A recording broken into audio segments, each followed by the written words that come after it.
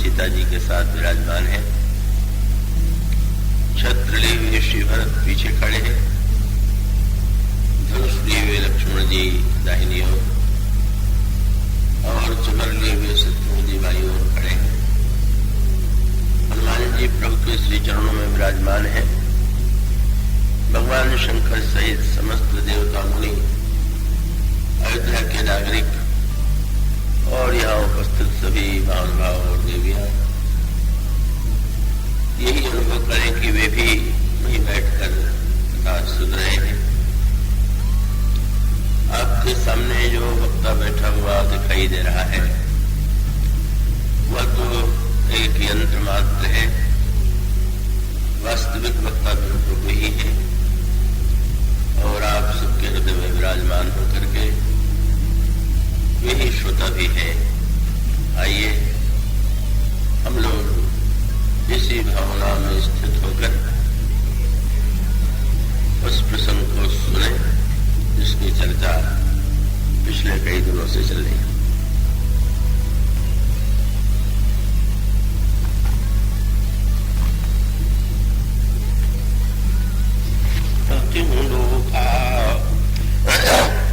भजे नाम जप जीव विसोखा, वेद पुराण संत मत एगो, सकल सुकृत फल राम सनेहो।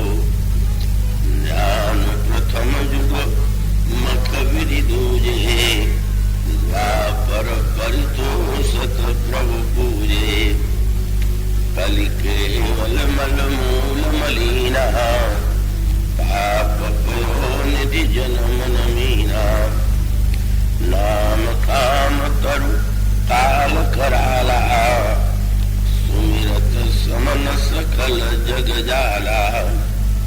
राम नाम कलि अभिमत दाता, हित परलोक लोक पितु माता। नहीं कलि कर्म न भगति विवेकु, राम नाम अवलंबन एको। काल नेमि कलि कपट निधानु, नाम सुमति समरथ हनुमानु। राम नाम नर केसरी, कनक कसिपु कलिकाल। जापक जन प्रहलाद जिमि, पाली दलि सुरसाल।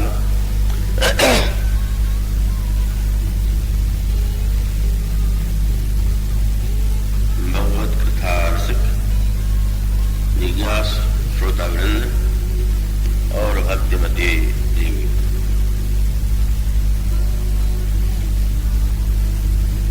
आपके सामने जो चौपाइयां पढ़ी गई है उसमें यह बताया गया है कि चारों युगों में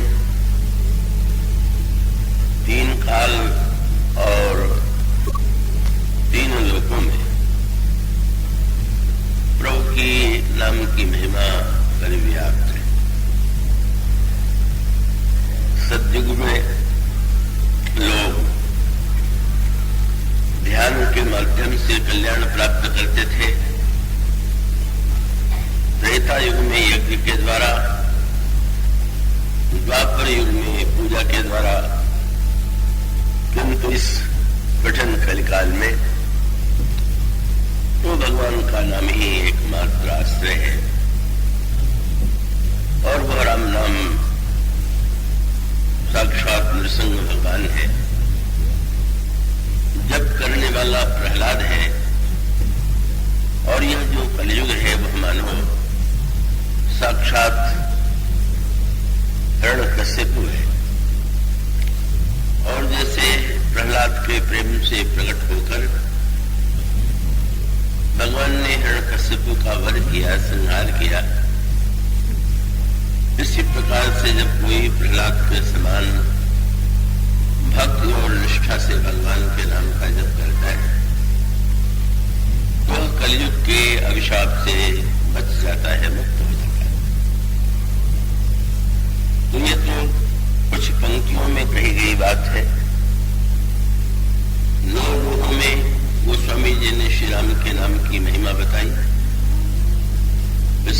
बताई और तब भी उन्हें यह लगा कि यह वर्णन तो पूरा नहीं है, और ये बात वे घोषित कर देते हैं कि भगवान के नाम की महिमा तो अमित है, अनंत है, और यहाँ तक कि श्री राम भी नाम की महिमा का पूरा वर्णन नहीं कर सकते।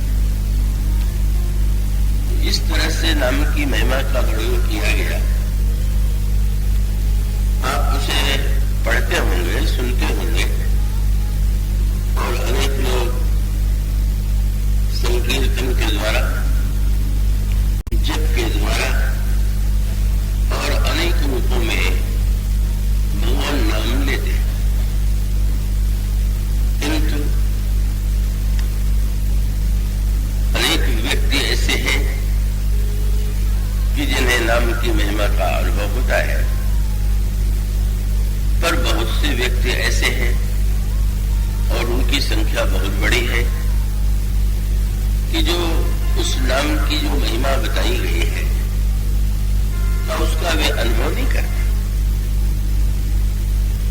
क्यों नहीं करते? क्या नाम की महिमा सही नहीं है? और यदि सही है तो उसका अनुभव क्यों नहीं होता, कैसे होता है? यह प्रश्न बड़े बात होता है। तो इन पंक्तियों में गोस्वामी जी ने कुछ इतने अच्छे और महत्व के सूत्र दिए हैं कि उसे हम यदि ध्यान से पढ़ें, सुने, समझें तो हमारे संशय का, हमारी समस्याओं का समाधान हो सकता है। एक तो यह है, और वो तो सर्वत्र सत्य है, और उस सत्य की अनुभूति यूं कह सकते हैं कि गोस्वामी जी ने अनेक व्यक्तियों का नाम लिया, और वो नाम लेते हुए उन्होंने यह बताया कि इन लोगों ने नाम की महिमा का जीवन में अनुभव किया।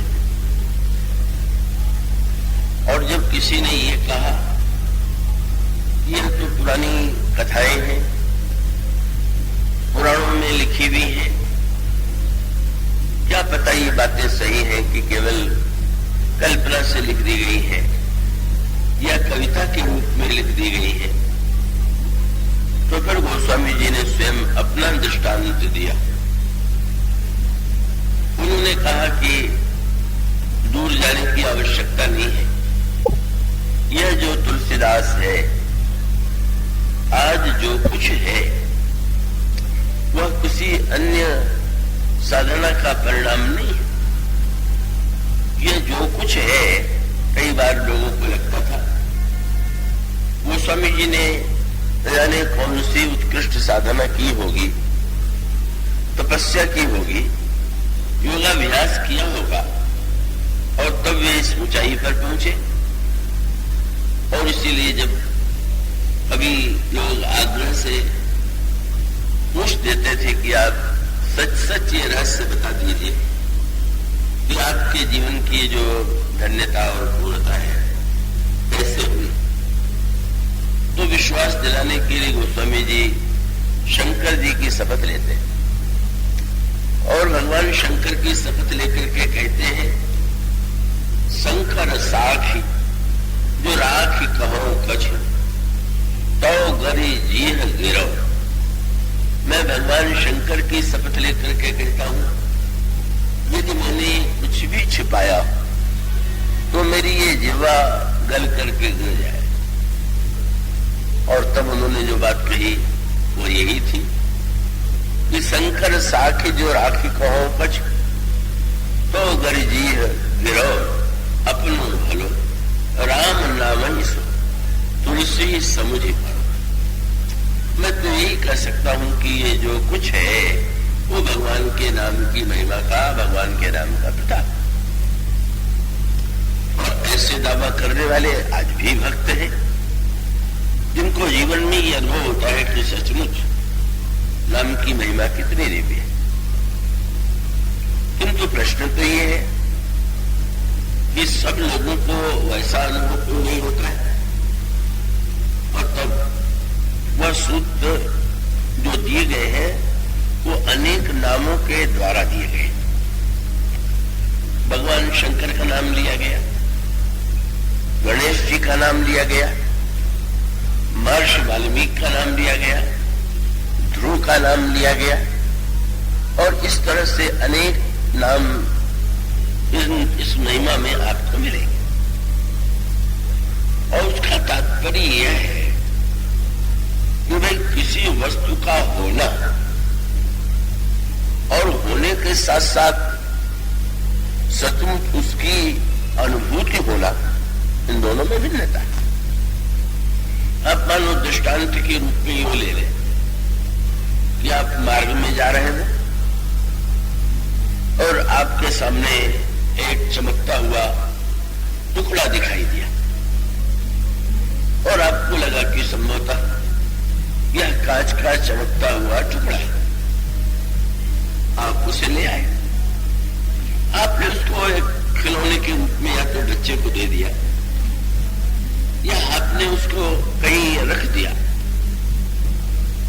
और वो ठीक है, वह है तो केवल एक चमकदार कांच का टुकड़ा है, क्योंकि आपको ऐसा लगता है। पर मान लीजिए अचानक कोई जौहरी मिल जाए, वो आपके पास आ जाए और वह बता दे कि अरे ये तो बड़ा मूल्यवान हीरा है। तो हीरा तो पहले भी था और अब भी है, और पहले तो आपको उसको पाकर के उसकी अनुभूति नहीं हुई थी जितनी अब अनुभूति हुई। उसका अर्थ ये है कि जब तक हम हीरे को हीरे के रूप में नहीं जानते तब तक वह भले ही हीरा हो पर हमें तो कांच के टुकड़े जैसा ही लगे। और इसके बाद तो दूसरा क्रम आता है, और वो क्रम है कि आपने जान लिया हीरा। तो हीरा जान लेने के बाद क्या आपकी भूख की समस्या का समाधान हो जाएगा? क्या हीरा क्या आपकी भूख मिटा देगा? हीरा होने से क्या आपको प्यास नहीं लगेगी? हीरा होने से क्या आपको झाड़ा नहीं लगेगा? हीरा है तब वो सारी समस्याएं जो की त्यों है। और तब आपको क्या करना पड़ता है? तब उस हीरे को यदि आप मूल्य के रूप में बदल दें, आप उसने हीरे को एक जौहरी के पास ले गए और उसने हीरे का मूल्य चुका दिया और उस मूल्य को लेकर के आए तो इतना अन्न एकत्र हो गया कि जीवन भर के लिए भूख की समस्या का समाधान हो गया। जल के लिए इतने आपने साधन एकत्र कर लिए कि वो सारा समाधान हो गया। और ये कह सकते हैं कि वो जो मनुष्य के जीवन की समस्त आवश्यकताओं की पूर्ति एक मूल्यवान हीरे के द्वारा हो सकती है। और उसमें क्रम यही है, पहले जानिए और जानने के बाद उस जानने को क्रियान्वित कीजिए मूल्य के रूप में, और तब आपको लगने लगे। अगर कोई एक हीरे को देख करके ये कहे कि अरे भाई इसमें तो एक मकान है, इसमें एक बड़ा सुंदर सरोवर है, इसमें न जाने कितने गहने हैं, तो झूठी बात लगेगी। पर जब उसको आप दाम के रूप में परिणत कर देते हैं और उसी दाम में आप सारी वस्तुओं का निर्माण कर लेते हैं तो आपको लगने लगता है कि नहीं नहीं, हीरे में सब कुछ था, किंतु उसको पहले हम जानते नहीं थे, और जान भी गए थे तो हमने उसको मूल्य के रूप में परिणत नहीं किया। वो स्वामी जी ने नाम बनना प्रसंग में यही दृष्टांत दिया। कृपया जागृत रहिएगा, चैतन्य रहिएगा।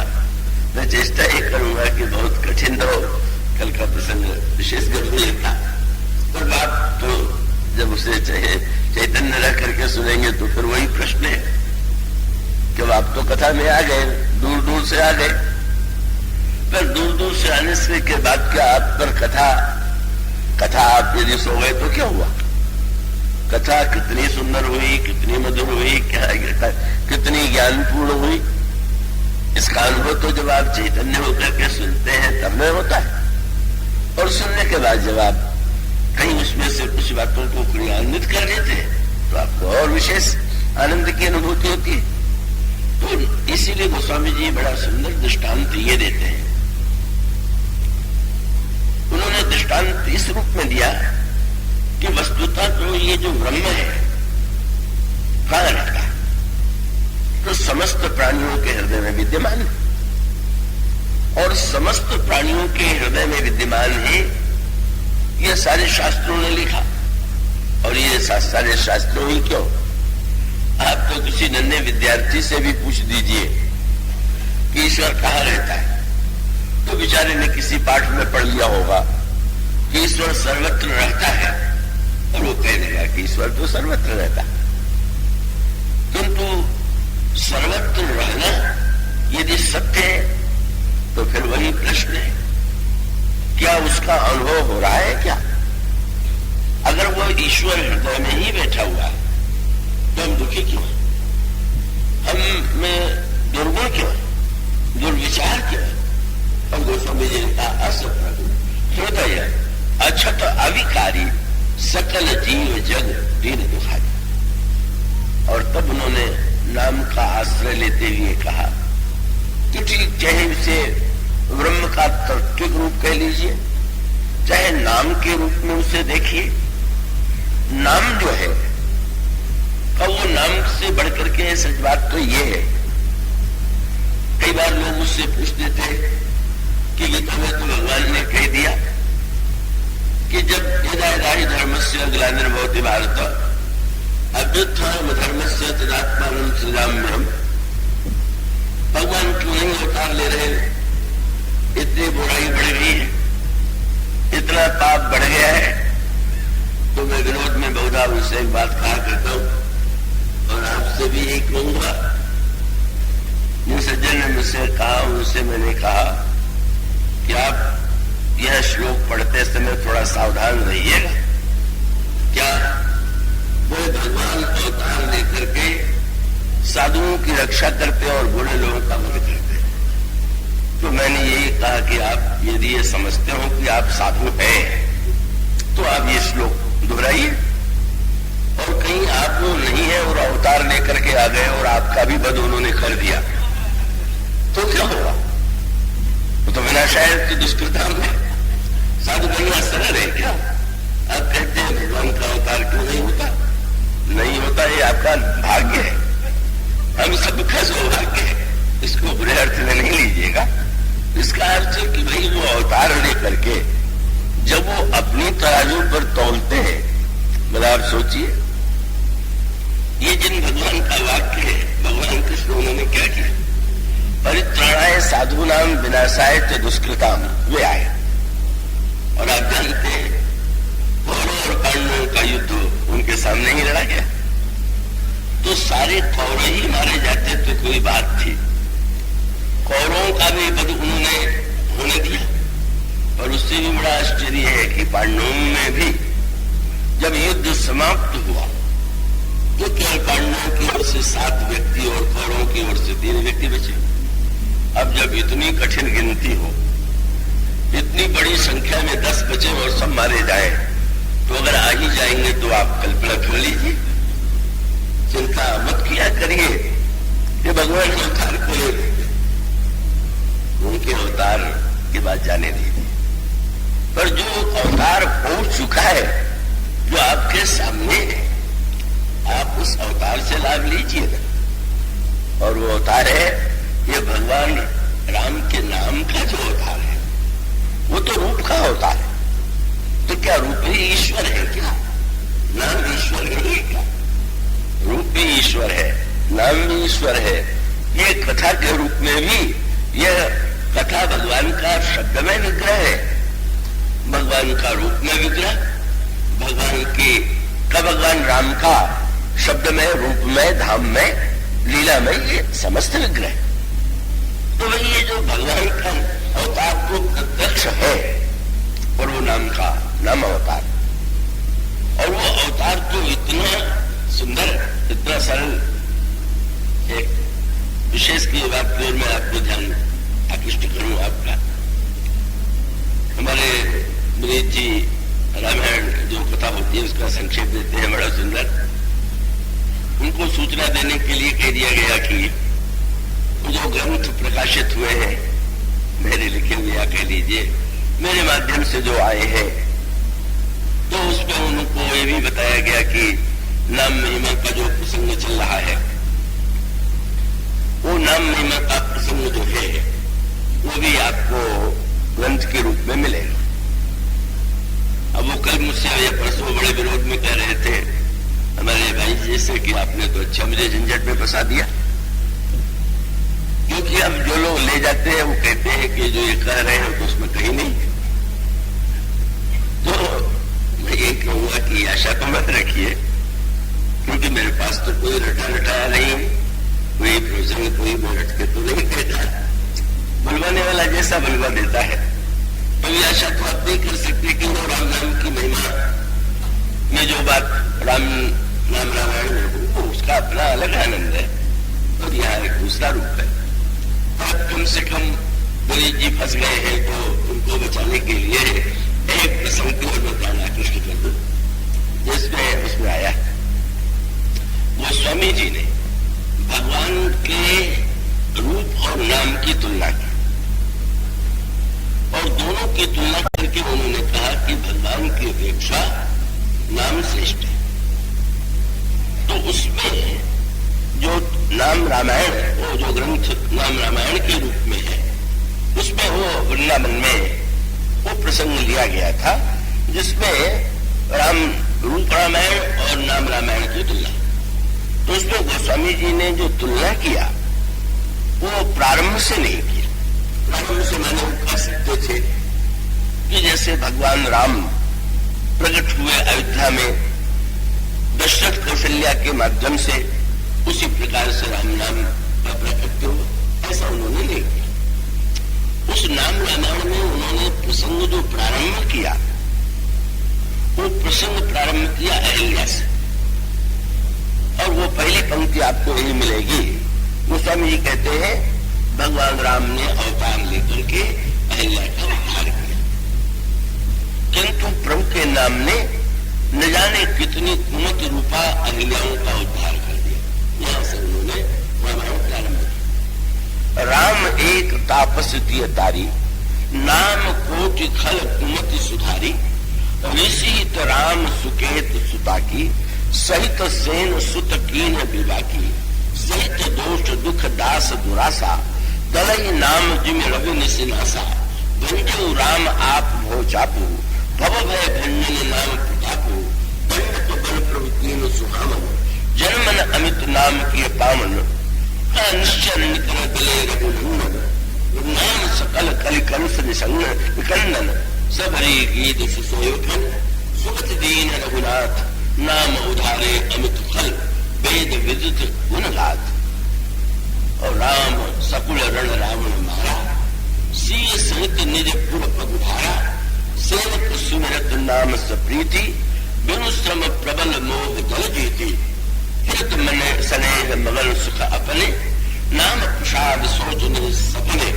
यह नाम रामायण की पंक्ति। इसमें उन्होंने अहिल्या से उद्धार से लेकर के रावण का वध और राम राज्य की स्थापना, जैसे भगवान राम ने अवतार लेकर के ये लीलाएं संपन्न की, इसी प्रकार से अगर हम नाम का आश्रय लें तो नाम का आश्रय लेने के बाद हमारे हृदय में एक रामायण चलेगी, और वो जो रामायण चलेगी नाम जप के द्वारा, उसमें अहिल्या उद्धार होगा, उसमें मारीच सुबाहु का वध होगा, उसमें धनुष टूटेगा, तो उसमें रावण मारा जाएगा और अंत में राम राज्य की स्थापना हो।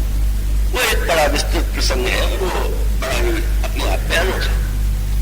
तो वो इस प्रसंग में तो केवल इतनी बात की ओर मैं आपका ध्यान आकृष्ट करूं कि उन्होंने अहिल्या से ही क्यों प्रारंभ किया, अयोध्या से क्यों नहीं प्रारंभ किया। तुलना ही करनी थी तो जब वो राम राज्य तक ले गए तो अयोध्या से प्रारंभ करते, पर नहीं। गोस्वामी जी बताना चाहते थे कि भाई के नाम में और उनके अवतार में बहुत बड़ा अंतर है। क्या बोले? उनके अवतार के लिए तो इतना अधिक प्रयत्न करना पड़ता है, इतनी कठिन साधना होती है, तब अवतार लेते हैं, जिसका वर्णन आपको मनु के प्रसंग में मिलेगा। किस तरह से साधना के बाद भगवान ने अवतार लिया। तो गोस्वामी जी ये बताना चाहते थे कि भाई उस अवतार के लिए तो प्रयत्न करना है, पर इस अवतार के लिए आपको कोई प्रयत्न नहीं करना है। वह अवतार तो हो चुका है ये। और कितनी बड़ी बात है, वो अवतार होता है तो पापियों को मारता है, और ये अवतार जो है वो पाप को मारता है। तो बड़े लाभ का सौदा है। जब श्री हनुमान जी लौट करके आए औषधि लेकर के लक्ष्मण जी को चैतन्य करने के लिए, और औषधि के द्वारा लक्ष्मण चैतन्य हुए, तो प्रभु ने हनुमान जी को हृदय समझा दिया और कहने लगे कि तुम्हारी यात्रा के अनुभव तो बड़े अनोखे होते हैं, इस बार की यात्रा के अनुभव तुम बताओ। तो उन्होंने ये कहा कि प्रभु अनुभव तो पग पग पर हुआ, तो श्री भरत के दर्शन के में जो अनुभव हुआ उसको मुझे ऐसा लगने लगा कि आपकी बड़ी कृपा थी कि औषधि लेकर के लौटते हुए आपने मुझे ही हृदय में प्रेरणा दी होगी कि मैं श्रीवध के ऊपर औषधि लेके चला गया। और जब पूरी घटना उन्होंने बताई तो प्रभु ने हंस करके पूछा, अरे आश्चर्य है, भरत ने तुम्हें गिरा दिया। हनुमान जी ने चरणों को पकड़ करके कहा, प्रभु श्री भरत ने क्या करूं कि गिराया कि उठाया? प्रभु ने कहा कि तुम्हें देख करके हनुमान तुम्हें देख करके भरत को भ्रम हो गया, तुम्हें उन्होंने निशाचर मान लिया। देखा भरत विशाल आदि निश्चल मन अनुमान, तो आश्चर्य है, भरत को पहले तो भ्रम हुआ, फिर भरत ने तुमको बाण के द्वारा नीचे गिरा दिया। आश्चर्य, भरत से ऐसा कार्य कैसे? और तब हनुमान जी ने यही कहा कि प्रभु श्री भरत जी को भ्रम नहीं हुआ, मेरे होने वाले भ्रम को उन्होंने पहले से ही तोड़ दिया। जैसे कोई जन्म लेने के पहले ही गर्भ में कोई शिशु हनुमान जी की गर्दना में आया हुआ है कि गर्भ समय से निश्चल नारी। उन्होंने कहा प्रभु मुझे एक भ्रम होने की संभावना थी, पर उसे हम भरत जी का भ्रम कहें कि मेरे भ्रम का निराकरण कहें क्या? श्री भरत का बाण जब लगा और मैं गिरा तो एक अद्भुत दृश्य, प्रभु ये आपने जो लीला रची ये बड़ी अटपटी थी। तो मेघनाथ मूर्छित होने पर लक्ष्मण जी को नहीं उठा पाया, तो आपने ये कार्य सेवक से ले लिया। वैद्य को लंका से कोई नहीं ले आ पाया, ये कार्य भी सेवक से आपने ले लिया। सुखदेव वैद्य घर सहित लाए गए, और फिर औषधि लाने के लिए भी कोई प्रस्तुत नहीं था, तो ये सेवा मुझे सौंपी गई। और वहां पर भी जब मैं औषधि नहीं पहचान पाया तो पर्वत लेकर के चला आ रहा था। तो प्रभु ये भ्रम होने की भले ही न दिखाई दे रहा हो, पर संभावना तो थी ही कि मुझे ये लगने लगता कि मैं न होता तो ये सब कैसे होता। ऋषि भरत जी के बाण ने तो एक क्षण में मन दूर कर दिया। क्या तो भरत जी का बाण लगा और मैं नीचे की ओर गिरा, और आश्चर्य, जो औषधि वाला पर्वत था वो ऊपर आकाश में रह गया। मैं समझ गया कि भरत जी के राम ने बता दिया कि अगर तुमने उठा रखा होता तो तुम्हारे साथ पर्वत भी गिर पड़ता। तुम गिरे और पर्वत नहीं गिरा, इसलिए तुम उठाने वाले नहीं। तो प्रभु मैं समझ गया कि न लक्ष्मण जी को उठाने वाला मैं, न सुखी वैद्य को घर से उठाने वाला मैं, और न तो ये दवा की औषधि उठाने वाला मैं। कैसे कहूं कि उन्हें भ्रम हुआ? अगर ये भ्रम न हुआ होता तो मेरा भ्रम टूटता कैसे?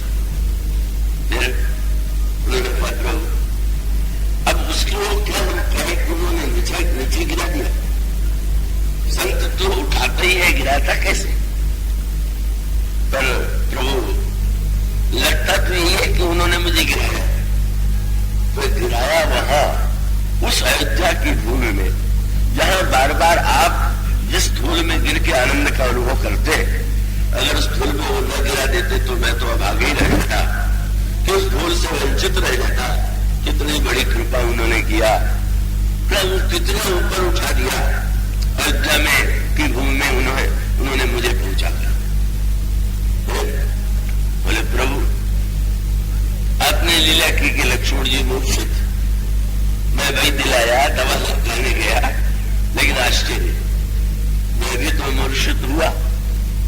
अयोध्या में भी तो बड़े बड़े वैद्य रहे ही होंगे, पर हनुमान भरत जी ने न किसी वैद्य को बुलवाया, न कहीं से दवा बुलवाई, और उन्होंने एक वाक्य में मेरी मूर्छा दूर कर दी। उन्होंने यही वाक्य कहा कि जो मोरे मन बच अरुकाया, प्रीति राम पद कमल कमाया, तो कपि हो विरत श्रमसूला, जो मुंह पर रघुपति अनुकूला। हमारे मन में प्रभु के चरणों में माया रहित प्रेम हो और प्रभु मेरे अनुकूल हो, तो ये कपि महोदय आप श्रम और शूल से मुक्त हो जाए।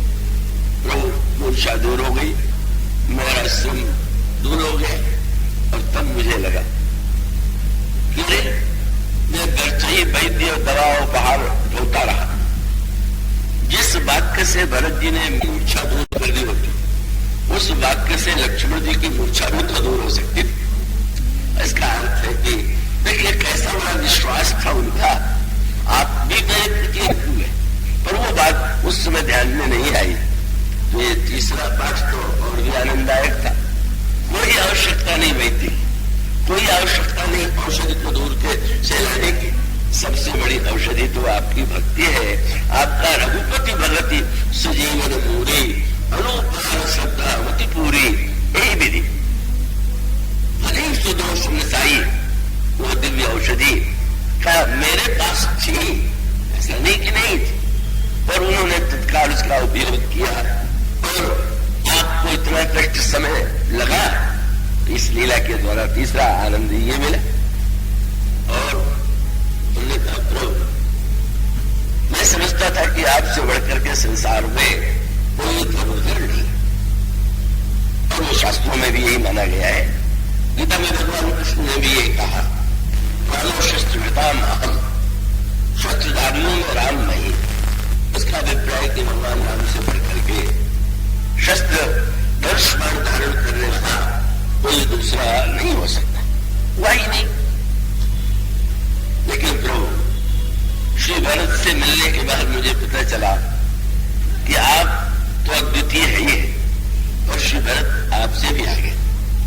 तो उन्होंने विनोद में पूछा कैसा तुम्हें लगा, कैसे लगा? बोले प्रभु जिस समय श्री भरत ने चैतन्य किया और फिर मुझसे ये कहा कि वाण पर बैठना हो तो मैं प्रभु के पास पहुंचा दूं, तो मैंने सोचा कि सारे शास्त्रों में बाणों का वर्णन सुना था, नारायणास्त्र, पाशुपास्त्र, ब्रह्मास्त्र, सब अस्त्रों की महिमा सुनी थी और आपके पास देखा था। लेकिन ईश्वर के पास पहुंचाने वाला भी कोई बाण हो सकता है, यह तो पहली बार पता चला। मारने ये कैसा अद्भुत बाण होगा कि जिस पर व्यक्ति बैठ जाए और वो आपके पास पहुंचे। एक संकेत तत्व है, इसका अभिप्राय है चल करके पहुंचना साकिया, और बाण पर बैठ करके बाण क्या है? श्री भरत के पास वो कौन सा बाण था? वह बाण था कृपा का बाण। श्री भरत तो वस्तुतः प्रभु की कृपा को ही सर्वस्व मानते, और इसका अभिप्राय यह है साधन में चल के पहुंचा जाता है, और कृपा में तो आप बैठे बैठे ही और वो संत के द्वारा उस कृपा के द्वारा पहुंचा दिया जाए। प्रभु ने हनुमान जी की परीक्षा लेने के लिए ये कहा कि ये तो तुमने सही नहीं कहा, क्योंकि भरत का बाण यदि मेरे पास पहुंचाता है तो मेरा बाण भी तो यही करता है। सारे राक्षसों को उस बाण ने मेरे पास ही पहुंचाया, उनको मैंने मेरे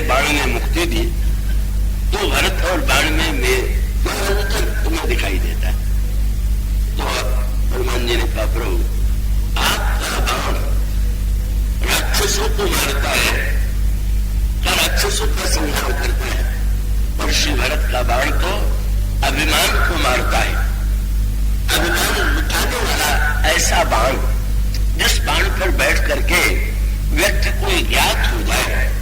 आप पापी को मारते होंगे, पर भरत जी महाराज तो पाप को मारते, और उस संत की भूमिका, और उसका अभिप्राय यह है कि संत की भूमिका भी और भगवान नाम भी जो है उसका खाली किसी पापी का वध करना नहीं, वो परित्राणाय साधूनां विनाशाय च दुष्कृताम्, ऐसी कोई बात भगवान के नाम के साथ नहीं। कब भगवान का नाम जो है वो तो केवल, और इसीलिए गोस्वामी जी से किसी ने कहा कि आपकी रामायण तो अधूरी रह गई, आपने अयोध्या से प्रारंभ नहीं किया, आप ऐसा करते तो अच्छा रहता कि जब जिह्वा से नाम लिया जाता है तो आप जिह्वा को कौशल्या बना करके भी तो कर सकते थे, कि जैसे कौशल्या जी के द्वारा भगवान प्रकट हुए कौशल्या जी की गोद में, इसी प्रकार से नाम रूपा जो कौशल्या है उनके मुख से ये नाम रूपा कौशल्या जो है, उन नाम रूपा कौशल्या के जिह्वा जो है वो कौशल्या है, और राम नाम जो है वो मानो जिह्वा कौशल्या पर अवतार हुआ। तो गोस्वामी जी ने ऐसी मीठी बात लिखी, उन्होंने कहा कि अब जिह्वा को अगर बाध्य ही आप करते तो मैं कौशल्या तो बनाऊंगा नहीं, तब आप क्या बनाऊंगा। और तब उन्होंने लिखा, उन जनमन मंज कंज मधुकर से और दीन जसोमती हरि हलधर से, मेरी जिह्वा यशोदा, और रा और म जो दो अक्षर है वो कृष्ण और बलराम। बड़ा विचित्र लगा कि राम नाम को आप राम और लक्ष्मण कहते हैं, वो तो आप देखिए राम लखन संतनी तुलसी की, पर ये रा जो है वो कृष्ण है और म बलराम है, और जिह्वा कौशल्या नहीं यशोदा है। ये अपने आदि रामायण और उस रामायण में यहां से उन्हें क्यों जोड़ दिया। और तो गोस्वामी जी का जो उद्देश्य था वो ये था कि उन्होंने कहा कि श्री राम का अवतार तो मध्य दिन में हुआ, पूर्ण प्रकाश में हुआ, नवा श्री दशरथ जैसे यज्ञकर्ता के माध्यम से हुआ, कौशल्या जी के द्वारा हुआ। पर हम नाम भगवान को वहां नहीं ले जाना चाहेंगे। हमें तो याद आती है कारागार में पड़े हुए वसुदेव और देव, हथकड़ी बेड़ी वो तो कुछ समय के लिए लेकर के गए।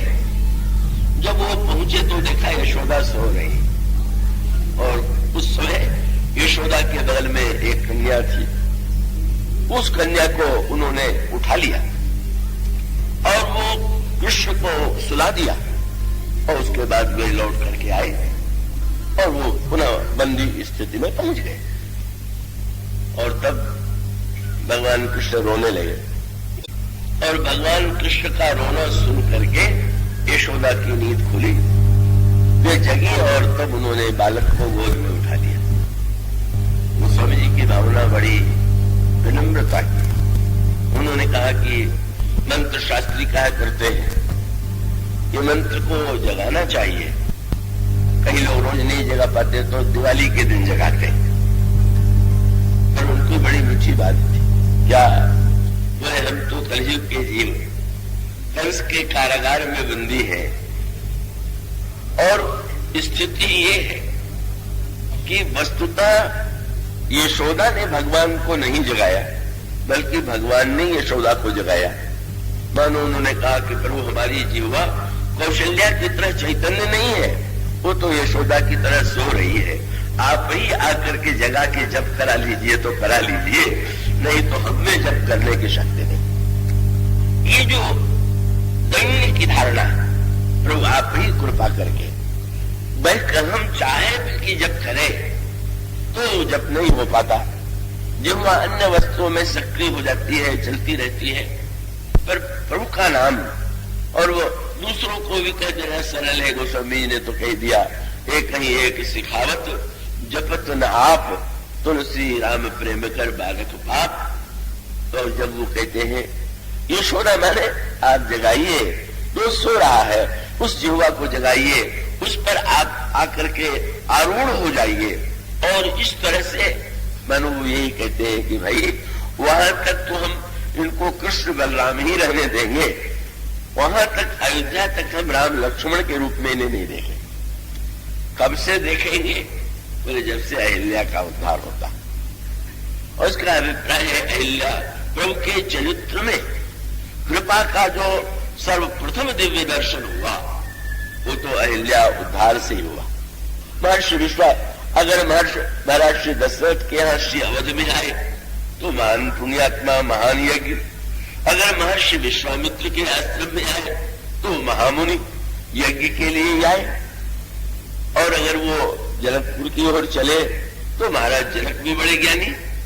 किंतु आनंद तो तब आया गोस्वामी जी को, उन्होंने कहा हमारे नाम भगवान की जो रामायण है वो तो यहीं से शुरू हो। और वो ये है, उन्होंने ये कहा कि ये अहिल्या जो है ये मानो हमारी जो कुमति है, बुद्धि जो है वो अहिल्या बन गई। गोस्वामी जी बुद्धि की तुलना अहिल्या से करते हैं। अहिल्या की कथा आप सब पढ़ते हैं। अहिल्या पत्थर बन गई थी, और वो पत्थर क्यों बन गई थी उसकी कथा इस रूप में आती है कि इंद्र जो है वो अहिल्या के रूप पर आसक्त था। अहिल्या महान सुंदरी थी, परम सुंदरी थी। जब ब्रह्मा ने अहिल्या का निर्माण किया तो इंद्र को यही लगा था कि इतनी महानतम सुंदरी जो ब्रह्मांड में अद्वितीय है, उस अहिल्या का को तो ब्रह्मा हमारे स्वर्गलोक के लिए ही दे।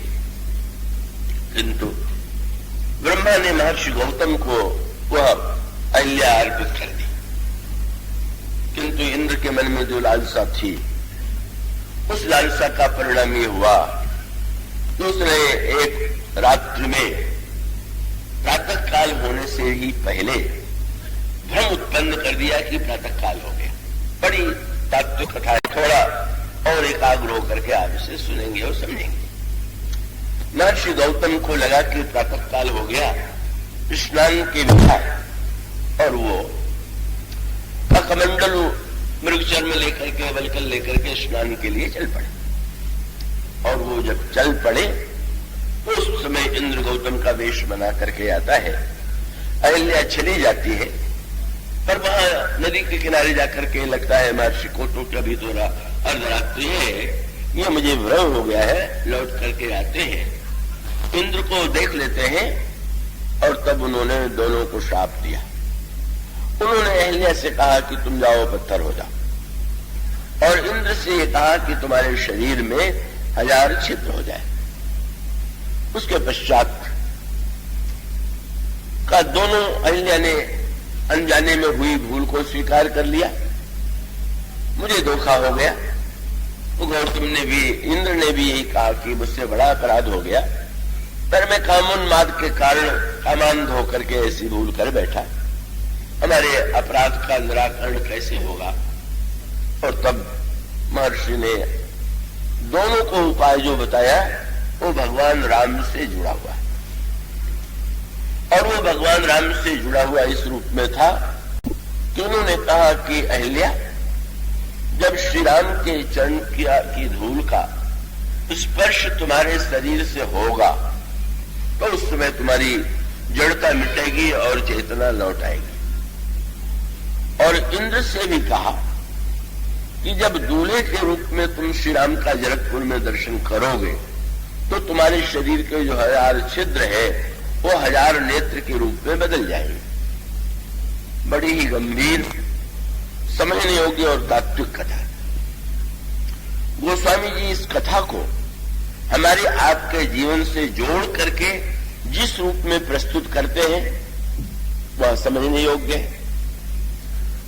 अब वो ये कहते हैं कि विश्व की सर्वश्रेष्ठ सुंदरी अहिल्या थी, ब्रह्मा ने उसका जो निर्माण किया था सबसे अधिक सुंदरी थी, और वो वस्तुतः सर्वश्रेष्ठ सुंदरी जो है वो बुद्धि है। बुद्धि ही अहिल्या है। और गौतम और इंद्र ये 2 व्यक्ति हैं, एक त्यागी है, तपस्वी है, मुनि है, और दूसरा है तो दोनों पुण्य में, पर दोनों में कृपया पूरी तरह से एक क्षण के लिए भी आप विचलित नहीं होंगे। अंतर यही है कि दोनों पुण्यात्मा होते हुए भी एक व्यक्ति पुण्य के फल स्वरूप स्वर्ग में इंद्र बन करके भोगों को भोग रहा, और दूसरा व्यक्ति महान पुण्यात्मा होते हुए भी वन में रह करके तपस्या साधन कर रहे हैं भगवान को पाने के लिए। अब इसके अर्थ पर विचार कीजिए। पुण्य का फल जो है वो भोग है कि पुण्य का फल त्याग, वैराग्य और भगवान को पाना? तो संसार के अधिकांश व्यक्ति जो है मानते हैं वो पुण्य का फल भोग है और इसलिए पुण्य करते हैं। ठीक है, अगर भोगों को पाने की इच्छा है और संपत्ति और सुख को पाने की इच्छा है तो शास्त्र कहते हैं कि धर्म का पालन करने से इस जीवन में और जीवन के साथ साथ स्वर्ग में भी जाकर के व्यक्ति को अनगिनत भोग प्राप्त होते हैं और तब व्यक्ति पुण्य के द्वारा स्वर्ग पाता है। और दूसरी मान्यता ये है कि भाई भगवान राम ने अयोध्या प्रवासियों को उपदेश देते हुए कहा कि भाई मनुष्य के शरीर में, शरीर है तो विषय है, विषय की आवश्यकता है, पर विषय जो है वो शरीर के पोषण के लिए साधन मात्र है, विषय जो है वो अंतिम लक्ष्य नहीं। और साथ साथ प्रभु ने कहा कि अगर कोई ये समझता हो कि अच्छा विषय नहीं तो स्वर्ग जीवन का लक्ष्य है, तो रामायण की वो चौपाई आप पढ़ेंगे, प्रभु कहते हैं यही तनु कर फल विषय न भाई, स्वर्ग स्वल्प अंत दुखदायी। स्वर्ग भी अंत में दुख देने वाला तो है, क्योंकि उसमें भी लगता है कि स्वर्ग बहुत ऊंची वस्तु है, पर वो ऐसा है नहीं। तो वस्तुतः ये जो दो मान्यताएं हैं, इंद्र और गौतम, गौतम विवेक है और इंद्र भोग है, दोनों पुण्य का फल है। पुण्य के द्वारा आपको भोग भी मिल सकता है और पुण्य के द्वारा आपको विवेक भी मिल सकता है। ये तो आप पर निर्भर है कि पुण्य के द्वारा आप क्या खरीदना चाहते हैं, आप क्या पाना चाहते हैं। बड़ी मीठी कथा आती, महाराज श्री दिलीप, ये जो भगवान श्री राम महाराज श्री दशरथ के पुत्र हैं, दशरथ जी अज के पुत्र हैं, अज रघु के पुत्र हैं, रघु के पिता दिलीप। दिलीप ने शास्त्रों में सुना पढ़ा कि जो व्यक्ति जीवन में 100 अश्वमेध यज्ञ करता है वो बाद में इंद्र पद उसे मिलता है। उनके मन में इच्छा आई स्वर्ग 100 अश्वमेध यज्ञ करके मैं इंद्र बनूं। उन्होंने 100 अश्वमेध का संकल्प किया, 99 यज्ञ पूरे हो गए। 100वां जब यज्ञ चल रहा था तो अचानक घोड़ा चोरी चला गया। मृत्युलोक में ढूंढा गया, घोड़ा नहीं मिला। और तब वशिष्ठ जी ने ध्यान में देख के बताया कि घोड़ा इंद्र चुरा ले गया। और तब रघु महाप्रतापी व्रत लेकर के चले स्वर्ग पर आक्रमण करने के लिए, हम अभी इंद्र से घोड़ा छीन के ले आए। पर दिलीप ने अंतिम क्षण में जो निर्णय किया वो महानतम सूर्यवंश की परंपरा के अनुकूल थे। उन्होंने ये कहा कि 100 अश्वमेध यज्ञ पूरा करने का संकल्प में छोड़ता हूं, तुम्हें स्वर्ग में जाकर के घोड़ा लाने की आवश्यकता नहीं। लोगों ने कहा महाराज 99 पूरा हो चुका, 100वां पूरा होगा, घोड़ा लाएंगे इसमें संदेह नहीं, आप रोकते क्यों? और तब बहुत बढ़िया बात कही दिलीप ने, बोले मैंने देख लिया कि 100 अश्वमेध यज्ञ करके इंद्र बनने वाले की भी जब चोरी करने की आदत नहीं गई तो अब इंद्र बन के क्या करूं? यहां तो मैं जीवन पर चोरों को दंड देता हूं और वहां जाकर के चोरी करूं, तो वही चोरी की वृत्ति, वही अभिप्राय, मनोवैराग्य हो गया। इसलिए लिखा हुआ है कि धर्म ते विरति जोगते ज्ञाना और ज्ञान मोक्ष प्रद वेद बखाना। धर्म के द्वारा भोग पा लिया तो पा तो लिया, पर वो विवेक नहीं। तो अहिल्या के प्रसंग में भी बात वही है का जो ब्रह्मा है वो निर्णय करते हैं कि नहीं नहीं, ये जो विश्व की ब्रह्मांड की सर्वश्रेष्ठ सुंदरी बुद्धि है उसको तो विवेक से उसका विवाह होना चाहिए, त्याग वैराग्य से विवाह होना चाहिए, भोग से नहीं। और सचमुच वो चोरी की आदत, और देखिए ना, इतनी अप्सराएं हैं, पर अगर इतना होने पर भी तृप्ति नहीं मिली, और किसी भी छल से अगर अहिल्या को पाने की वृत्ति है, तो अर्थ तो यही हुआ। तो वस्तुतः उसके द्वारा तो विषय मुझे न काम अग्नि तुलसी, कहूं विषय भोग बहु खीते। और तब मानो भोग जो है त्याग का वेश बना करके बुद्धि को छलने के लिए आता है। क्यों आता है? क्योंकि जो चतुर छली है वो जानते हैं कि भोगी बन के उतना भोग नहीं मिलता जितना त्यागी बन के मिलता है। वो सर्वत्र दिखाई देता है। नकली ही त्यागी बन जाए तो लोग उसके भोगों का ढेर लगा देंगे। उसका अभिप्राय ये है, रावण भी सीता जी का हरण करने के लिए जाता है तो नकली साधु बनकर, इंद्र आता है तो गौतम का वेश बनाकर, और बुद्धि धोखा खा जाती है। बुद्धि पहचान नहीं पाती। बुद्धि सावधान होती तो पहचान सकती थी, सावधान होकर के सोच सकती थी कि हमारे महान विवेकी, महान वैराग्यवान, क्योंकि वो जब इंद्र गौतम के वेश में आया और उसने जो प्रस्ताव किया, वो सोच सकती थी कि क्या महर्षि गौतम ये प्रस्ताव कर सकते हैं इस ब्राह्मण मुहूर्त में इस तरह से वाचा, पर जो स्वीकार कर लिया, बुद्धि धोखे में इसलिए पड़ गई कि कहीं न कहीं कोने में मानो भोग की कोई वृत्ति छिपी हुई थी, और वो बुद्धि परिणाम स्वरूप जड़ हो गई। इसीलिए गोस्वामी जी ने भगवान राम से कहा कि प्रभु, सुना है कि आपने अहिल्या का उद्धार कर दिया, पर मेरे पास भी एक अहिल्या है, और वो अहिल्या जो है उस अहिल्या से 1000 गुना अधिक। मेरे पत्रिका आप पढ़िए, गोस्वामी जी कहते हैं सहस शिलानुते जड़मति भई। 1000 गुना क्यों? बोले वो बुद्धि एक बार धोखा खा गई, और हम नित्य धोखा खाया करते। हमारे आपके जीवन का सत्य यही है, हम निरंतर बुद्धि को धोखे में रखे जा रहे हैं, वो बुद्धि को भ्रमित किए जा रहे हैं। और प्रभु जब इतनी जड़ता आ गई तो इस जड़ता का उद्धार कैसे हो? वो इंद्र का प्रसंग छोड़ देते हैं। तो अब वो मानो बुद्धि जो विषय के संस्पर्श से जड़ हो चुकी है, उसका उद्धार कैसे?